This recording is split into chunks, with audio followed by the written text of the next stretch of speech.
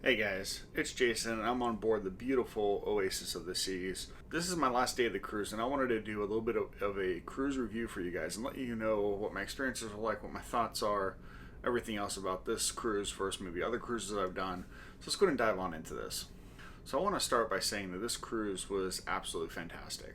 It's been the longest cruise I've taken in quite a while. Pre-pandemic I took a cruise that was about this length, and then since the pandemic I took a shorter cruise, 5 day cruise, and this is a 7 night cruise. And I'll tell you that 7 nights is a long time to be away from the pups and everything, but overall, it was a nice, needed break from work and everything else going on in life. And I enjoyed myself quite a bit on this ship. So, the itinerary on this ship, so we left Miami, went to Coco Cay for the first day, which is the private island of the Royal Caribbean. Then we had a day at sea. Then we went to St. Thomas, St. Martin, and then 2 days at sea, and then tomorrow we'll be arriving back in Miami. The embarkation process was super smooth. The ship is very full, but when we got to Miami's port and we got to the Royal Caribbean terminal, it really wasn't that busy there. There were a lot of people moving in and out, but things were moving pretty well and flowing pretty well. And we got on the ship pretty quick. We actually boarded before our boarding time, which was supposed to be 2:30. We actually ended up boarding closer to like 1:30. They let us just go through because we were there. I will say though that the app has been having problems since the beginning of the cruise with the set sail pass, and both myself and my parents who I'm on the ship with could not actually get our set sail pass to pull up, so that ended up leading into a couple challenges when we were boarding, but nothing major. Royal Caribbean took care of us and got us through. So first I want to go and talk about the ports of call that we went to. So first port of call was Coco Cay. And for me personally, Coco Cay is nothing that special because I can't do a lot of the stuff that's there because of my size. But I will say it was a beautiful day there. Did get off the ship and walk around a little bit, went to Chill Island and hung out there. I know that my dad went snorkeling and he saw a bunch of fish and had a good time out there. And there's always the bars and stuff. Just for me personally, I'm not going to go to the bars. I'd rather go to the bars on the ship and enjoy my time on the ship rather than on the island on Coco Cay. The next port of call was St. Thomas, and I love St. Thomas. It's one of my favorite islands in the Caribbean to go to. I love shopping there and just kind of getting out and walking around. But this was my first time being back to St. Thomas in quite a while. It's been roughly about 2.5 years since I was there, and it was kind of sad to see that I think the pandemic and the cruising shutdown had impacted St. Thomas quite a bit, especially on the main street there. And it seemed about maybe, I don't know, half the shops were closed, and the shops that were open had lower inventories than normal as well, for most of them. So hopefully they recover and they get back to the full force that St. Thomas used to be. But it was still really nice to get on the island, still nice to shop around, look at different things. So I had a good time overall. The last port that we went to was actually St. Martin, and I had a blast on St. Martin. St. Martin's really fun as well. There was a lot more stuff open on St. Martin compared to St. Thomas. So I ended up going to Diamonds International and actually ended up purchasing a watch, which is this one I'm actually wearing right now. It's just a Hamilton Jazzmaster 44 millimeter, and I love it. My first Hamilton watch, and this is just a good deal. Shopping in St. Martin, I felt that their prices were very competitive there. Got the watch for the same prices you can get from some of those websites that do deals on watches, but here you're going to get the actual warranty with it, not some website warranty, and you don't pay sales tax here either. So it was very nice purchase, and like it. So ended up doing that in St. Martin.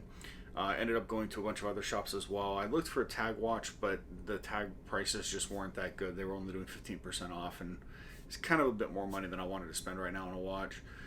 I also went over to a place that I typically go there to buy whiskey, and I did buy some whiskey there, but the prices were a lot higher. Talked to the owner there, and who I'd met before when I was on the Venture of the Seas about 2.5 years ago, and he said that the prices are higher now because the demand is just so much higher for bourbon now compared to 2.5 years ago.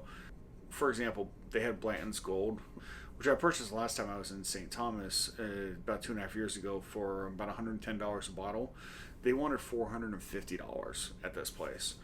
They did have the Blanton's Red and Black, which are the Japanese variants. You can't buy them in the U.S. at all. And those there were $250 and $225 a piece, which again is still quite a bit of a markup. It's basically about 2.5 times retail. and I just couldn't pull myself to pull the trigger on that. I think if they were maybe $150, I would have done it, but that kind of price I just can't justify. Did end up buying regular Blanton's because that was only $75, which is not much above retail. Ended up buying a bottle of Eagle Rare for $45, which is almost double the markup, but it's just hard to find an Eagle Rare, and at $45, Eagle Rare is still a fantastic bourbon to drink. Besides going to Diamonds International and a couple other watch stores, and then also going to the whiskey store, I ended up actually also going to Bullchan's to see if I could get the Sony A7C, because I kicking myself in the butt every single day for not buying that camera when it was available at Best Buy and every place else. And unfortunately, they did not have that in stock either. So, which typically they'd have older models in the Caribbean of equipment, but the A7C nobody has in stock. But hopefully one day I'll get that camera, or they come out with a new version. But yeah, other than that, the weather was fantastic. Walked around a bunch, got plenty of steps in those days in the different ports. As far as activities on board the ship, I feel that there are a lot of activities on board the ship, but there's also a lot of guests. This cruise is like 85 to 90% capacity, so about 4,200 guests roughly, and that actually kind of equates to a bit of crowdedness, I guess you can say, in certain areas. Like, for example, trivia in the schooner bar, pretty much every day there's no seats available, so you have to get there 10 minutes, 15 minutes before and grab a seat. And like today when I did trivia with my dad, we had to sit actually at the bar because there wasn't any actual seats. Some of the other activities that they had on board, like the flow riders, fun to watch. It's really cool to see some of the talented people in that. In fact, today there's a best of the best flow rider competition going on.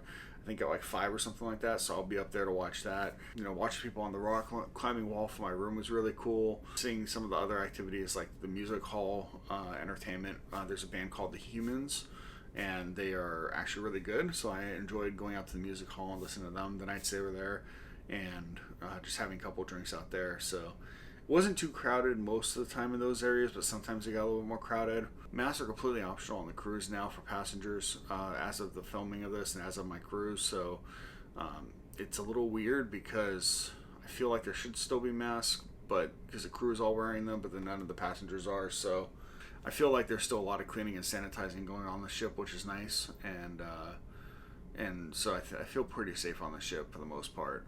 Let's talk about the food for a minute, though. So the Windjammer I ate at twice. I had it for lunch one day, and I had it for breakfast another day. And I'll tell you that the food in the Windjammer on this ship was not very good. I felt like the food was just way overcooked, and like it was sitting underneath a heat lamp for hours, even though it wasn't there for hours because the food rotates out. But it felt like that because, for example, this morning was when I tried the breakfast there because I wanted to have eggs Benedict for one day on the ship. And when I got there and tried the eggs Benedict, it was literally like rubber for the eggs. So I cut into the egg and water came out, not yolk, which I thought was kind of weird. But outside of that yolk, the actual egg whites were pretty much uncuttable with a fork. And I actually even had a hard time cutting it with a knife as well. The English muffin that it was sitting on was hard as a rock. And just, yeah, not very good. The lunch that I had there, the steak that I got was extremely unflavorful and tough and not cooked well. So one of the places I enjoyed eating was this cafe over in Central Park that had a bunch of salads and stuff for lunch, and the salads were all freshly made there for you, so they kept all the ingredients separately so things didn't get soggy. And then they also would have like little sandwiches and other stuff there. That was fantastic. I also ended up eating down at Cafe Promenade quite a bit as well for lunch, and they had sandwiches there that were very good as well, and not too big, and they had fresh fruit every day as well. As far as the main dining room goes for dinner, the food was actually pretty good. I think the one thing that I was disappointed with the most so on the ship was probably the steaks. The main dining room, any kind of beef or steak product really was not flavorful. The first night the prime rib was not cooked very well. So 2 nights ago I had prime rib again, and it was a super fatty piece of meat. I ended up actually not finishing it. I had left about half of it, and it just wasn't that flavorful either. The rest of the food though in the dining room was not too bad. The appetizers were pretty good. Tonight is actually one of my favorite appetizers, which is going to be the Asian tacos, I believe is what they're called. They're normally fantastic on the cruise ship, so I'm looking forward to that. But I'll put in some of my pictures here, here, here, here, and here of some of the food that I've eaten. The one thing the main dining room has done extremely well on this ship, and really everywhere on this ship, has been fantastic, are the desserts. Now, last night I actually got the opportunity to eat at Giovanni's Grill, and this is my first time ever doing a specialty restaurant on board a cruise ship. And I will say that this is going to make me buy the specialty restaurant package for my cruise coming up in May, because the food was fantastic compared to the main dining room. I ended up getting a minestrone soup for one of my appetizers. I also ended up getting some pork belly for another appetizer. And then for the main dish, I'm getting the filet, which was cooked perfectly. It was not quite as flavorful as I would have expected, but it was cooked perfectly, and then there was some sauce on the side that made it very flavorful, so that was fantastic. And then for the dessert, the tiramisu was perfect. And that was just a fantastic meal, and that is probably going to make me book the specialty restaurants in May on board the Independence. So overall though, this was a fantastic cruise on board the ship. The cabin steward was great. The room was pretty nice and kept up. I have a room tour video that I filmed that you guys can go watch here in the description. I'll have a link to it. And it just was a good cruise overall. Staff was really good. Like I said, I'm looking forward to my next cruise here in May. So just really happy with Royal Caribbean and what they've done. I may try another cruise line at some point, but for right now, pretty much sticking with Royal. That's it for now, guys. I'm going to go ahead and end the video here. If you guys have any questions specifically about the Oasis of the Seas or my cruise trip on here, definitely go ahead and ask me in the comments. I'll try to answer you the best I can. And I'm going to go in and grab some lunch and film a little bit. So I will talk to you guys later.